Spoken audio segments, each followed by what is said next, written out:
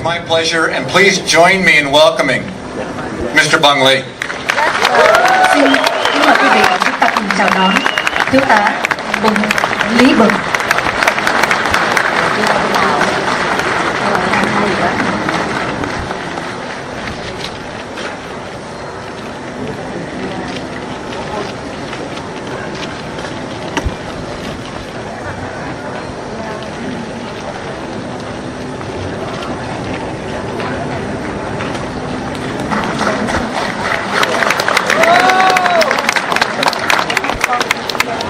Ladies and gentlemen, on April 30th, 1975, when Saigon fell, my life was in danger. I used a small airplane and took off from Gongsun Island with my wife and my 5 children aboard and searching for a safe place. About half an hour flying over the sea, I saw a lot of different helicopters flying in the same direction. It made me think there was something out there they can depend on. So I followed the same direction. After a few minutes later, sure enough, I saw a big aircraft carrier with the landing strip on it and occupied by a lot of helicopters. It made me believe this was where these helicopters escaped to. So I make my decision. If they can land on it, so can I. Thưa quý vị, vào khoảng thời gian mà 30 tháng 4 năm thời điểm đấy, khi Sài Gòn đã mất, thì tôi đã biết mạng sống của tôi đang ở trong giây phút rất là nguy hiểm. Tôi đã lấy bay từ đảo Côn Sơn cùng với vợ và 5 đứa con của tôi để đi tìm một cái nơi an toàn. Và khi nửa tiếng đồng hồ bay thì tôi thấy có một cái chiến hạm có rất nhiều tàu, nhiều chiếc máy bay ở trên đấy, và tôi nghĩ nếu mà những chiếc máy bay này được đậu ở trên đấy an toàn thì chiếc máy bay của tôi cũng sẽ được an toàn đậu vậy thôi. But I did not have the headset with me, so I could not call anyone nor the control tower to let them know I would like to land on their deck.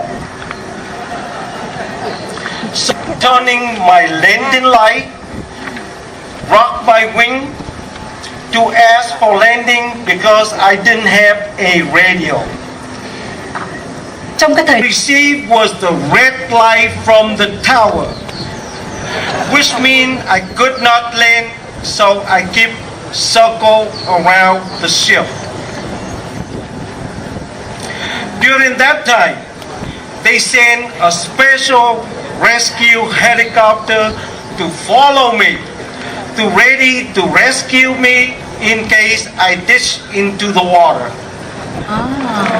But I refused to ditch because I have my family with me at a time. Xin Thiếu Tá.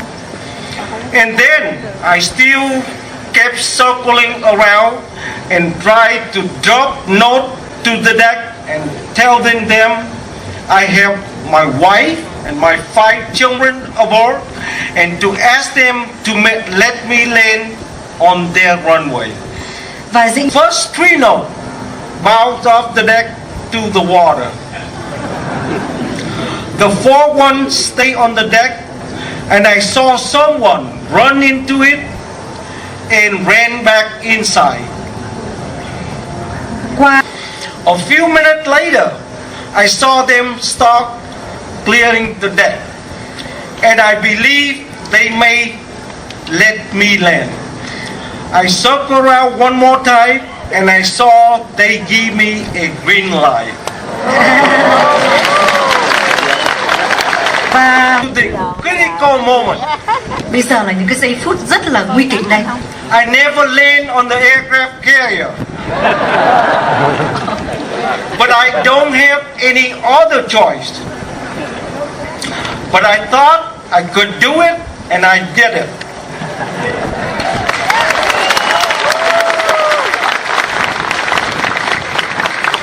Thưa quý vị, After the plane stopped, all the sailors surround us with joy and cheer. They all help my children, my wife, off the plane, and two sailors walked me into the room for interview. thưa quý vị, I lost my family. I lost sight of my family for a while, but I did not worry because I know my family now in the good hand, a hand of the America and the hand of the freedom. dĩ nhiên For the interview, I cannot remember what they asked me, nor what I'm answered. trong cái buổi phỏng vấn đó tôi cũng không nhớ là họ ta hỏi gì và tôi đã trả lời gì. But then, they walked me to another cabin. Họ đã đưa tôi xuống một cái cabin khác, một cái phòng khác. For that moment, I asked myself, what happened to me next? Thì trong cái thời gian đấy tôi đang hỏi không biết rồi chuyện gì sẽ xảy ra cho mình. I just lost my country. Tôi đã mất đất nước của tôi. Now do they have to take my pilot license away too? Vậy thì bây giờ có phải chăng họ đang sắp sửa lấy luôn cả bằng lái phi công của tôi hay không? But it came out a different way. Nhưng mọi việc đều đã không phải như vậy. They all welcome me, congratulate me, and honor me with the Navy pilot wing. Thưa quý vị, họ đã chào mừng, chào đón tôi và họ đã tuyên dương tôi. Thank you, Captain Chamber, Commander Tumber. Both of your decision of let me land are priceless. Xin cảm ơn đến với Đề đốc Chamber và cảm ơn chỉ huy trưởng Không lưu Chamber. Then after that, my family have to move on to make room for the other. My family now reside in Florida for the last 35 years. Over these years, a lot of wonderful things happened. My wife, my children, and I become naturalized American citizen. Và sau đấy gia đình chúng tôi đã định cư đến Florida và 35 năm chúng tôi đã trở thành công dân Hoa Kỳ. My children now are grown up, and some have married and started their new family, their old family. Con cái của tôi bây giờ đã trưởng thành và có một vài người đã lập gia đình. My wife and I now have 7 grandchildren. Tôi và vợ tôi đều có tất cả là 7 đứa cháu.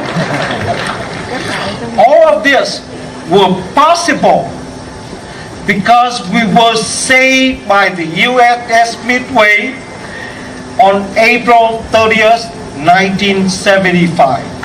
Tất cả những cái giấc mơ này đã hiện thực và đã trở thành sự thật bởi vì nhờ đến chiến hạm USS Midway.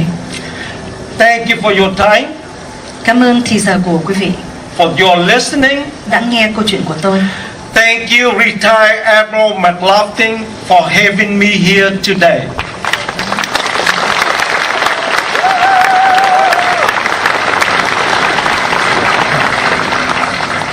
Thank you all very much, and thank you, America.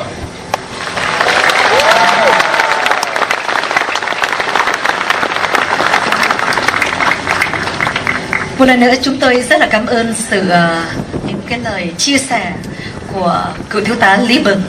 Chúng ta đã thấy được sự thành công cũng như là sự tri ân của thiếu tá Lý Bửng đến với nước Mỹ. Cảm ơn ông.